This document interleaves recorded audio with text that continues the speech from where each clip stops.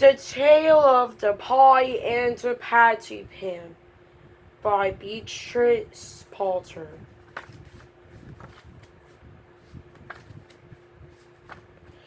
Once upon a time there was a pussycat called Ribby, who invited a little doll called Duchess to tea. "Come in good time, my dear Duchess," said Ribby Sledder, "and we will have something so very nice. I am baking it in a pie dish with a pink rim. You never tasted anything so good, and you shall eat it all."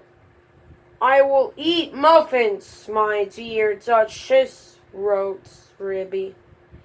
Duchess read the letter and wrote an answer. "I will come with much pleasure at 4:15. But it's very strange. I was just going to invite you to come here to supper, my dear Ribby, to eat something most delicious." "I will come very punctually, my dear Ribby," wrote Duchess. And then at the end she added, "I hope it isn't Mouse." And then she thought that did not look quite polite, so she scratched out, "Isn't Mouse," the invitation, and changed it to, "I hope it will be fine," and she gave her letter to the postman.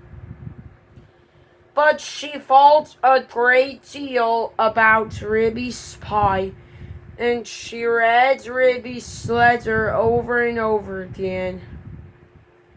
"I am dreadfully afraid it will be Mouse," said Duchess to herself. "I really couldn't eat mouse pie. And I shall have to eat it, because it is a party. And my pie was going to be veal and ham. A pink and white pie dish. And so is mine, just like Ribby's dishes. They were both bald at Tabitha Twitchit's. Tabitha. Bald at Tabitha Twitchit's. Duchess went into her larder and took the pie off a shelf and looked at it. "It is all ready to put into the oven. Such lovely pie crust. And I put in a little tin patty pan to hold up the crust. And I made a hole in the middle with a fork to let out the steam. Oh, I do wish I could eat my own pie instead of a pie made of mouse." Duchess considered and read Ribby's letter again. "A pink and white pie dish, and you shall eat it all. You means me. Then Ribby is not going to even taste the pie herself. A pink and white pie dish. Ribby is sure to go out to buy the muffins. Oh, what a good idea. Why shouldn't I rush along and put my pie into Ribby's oven when Ribby isn't there?" Duchess was quite delighted with her own cleverness. Ribby, in the meantime, had received Duchess's answer, and as soon as she was sure that the little doll could come, She popped her pie into the oven. There were 2 ovens, one above the other. Some of her knobs and handles were only ornamental and not intended to open. Ribby put the pie into the lower oven. The door was very stiff. The top oven basted quickly, said Ribby to herself. It is a pie of the most delicate and tender mouse minced up with bacon. And I have taken out all the bones because Duchess did nearly choke herself with a fishbone last time I gave a party. She eats a little fast, rather big mouthfuls.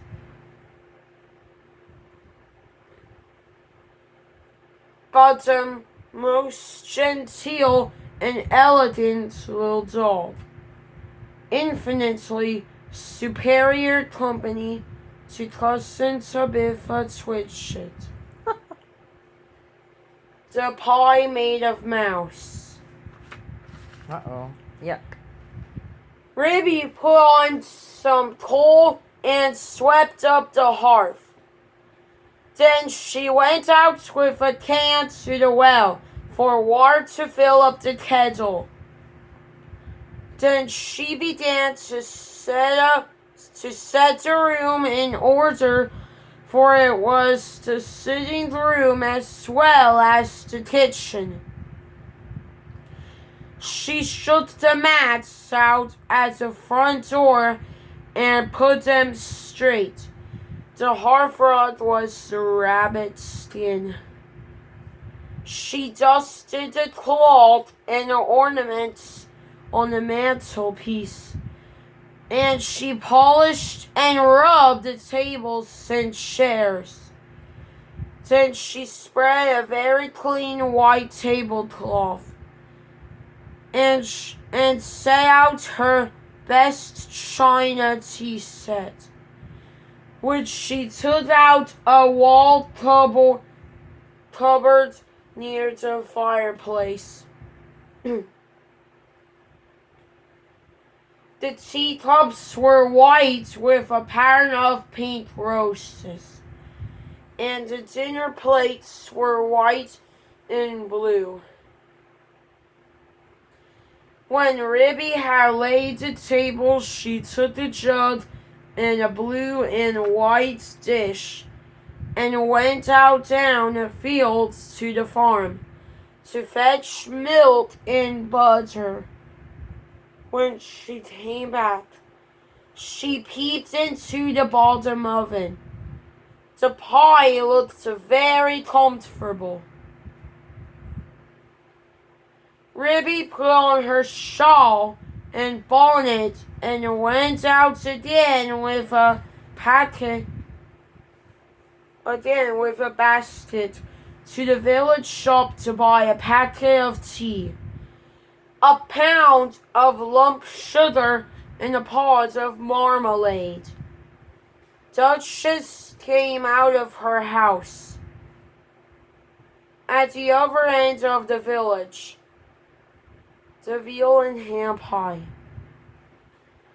Ribby met Duchess halfway down the street, also carrying a basket covered with a cloth. They only bowed to one another. They did not speak because they were going to have a party. As soon as Duchess had got round the corner out of sight, and she simply ran straight away to Ribby's house. Ribby went into the shop and bought what she required, and came out after a pleasant gossip with Cousin into Biffa twitched it. Cause since Biffa was disdainful afterwards in conversation. A little dulled indeed. Just as if there were no cats in Sorry. Where is the pie made of mouse? And a pie for afternoon tea. The very idea, said Cousin Tabitha Twitchit. Ribby went on to Timothy Baker's and bought the muffins. Then she went home. There seemed to be a sort of scuffling noise in the back passage as she was coming in at the front door. I trust that's not that pie. The spoons are locked up, however, said Ribby. But there was nobody there. Ribby opened the bottom oven door with some difficulty and turned the pie.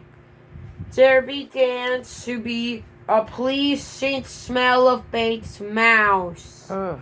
Yuck.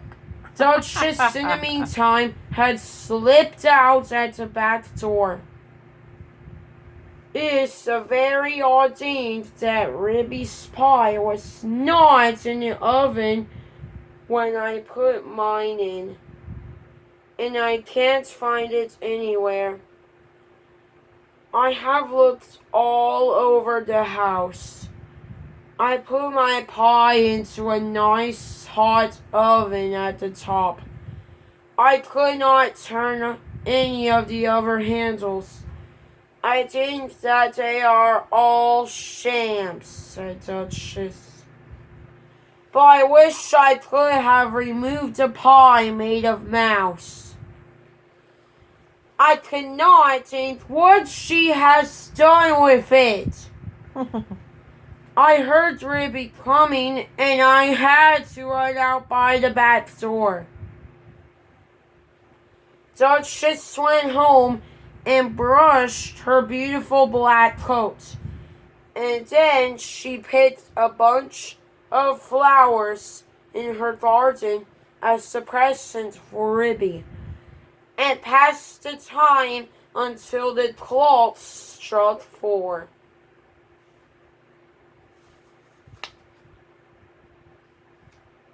Ribby, having assured herself by careful search that there was really no one hiding in the cupboard or in the larder, went upstairs to change her dress. She put on a lilac silk gown for the party and an embroidered muslin apron and tippet. It is very strange, said Ribby. I did not think I left that drawer pulled out.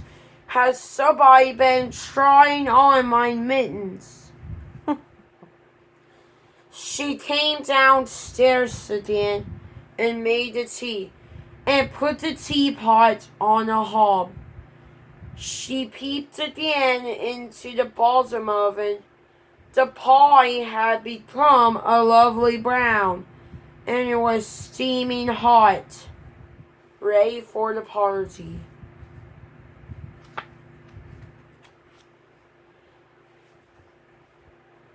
She sat down before the fire to wait for the little dog. I am glad to use the bottom oven, said Ribby. The top one would certainly have been very much too hot. I wonder why that cupboard door was open. Can there really have been someone in the house? Very punctually at 4 o'clock, Duchess started to go to the party. She ran so fast through the village that she was too early. and she had to wait a little while in the lane that leads down to Ribby's house. I wonder if Ribby has taken my pie out of the oven yet, said Duchess. And whatever can have become of the other pie made of mouse. At quarter past 4 to the minute, came a most genteel little tap-tappity. Is Mrs. Ribston at home? Inquired Duchess in the porch. Come in. And how do you do, my dear Duchess? Cried Ribby. I hope I see you well. Quite well, I thank you. And how do you do, my dear Ribby? Said Duchess. I brought you some flowers. What a delicious smell of pie. Duchess in the porch. Oh, what lovely flowers. Yes, it is mouse, said Bacon. Do not talk about food, my dear Ribby, said Duchess. What a lovely white tea cloth. It is done to a turn. Is it still in the oven? I think it wants another 5 minutes, said Ribby. Just a shade longer. I will pour out the tea while we wait. Do you take sugar, my dear Duchess? Oh, yes, please, my dear Ribby. And may I have a lump upon my nose? With pleasure. My dear Duchess, how beautiful you beg. Oh, how sweetly pretty. Duchess sat up the sugar with the sugar on her nose and sniffed. How good that pie smells. I do love veal and ham. I mean to say mouse and bacon. She dropped the sugar in confusion and had to go hunting under the tea table, so did not see which shelf and Ribby opened in order to get out the pie. Ribby set the pie upon the table. There was a very savory smell.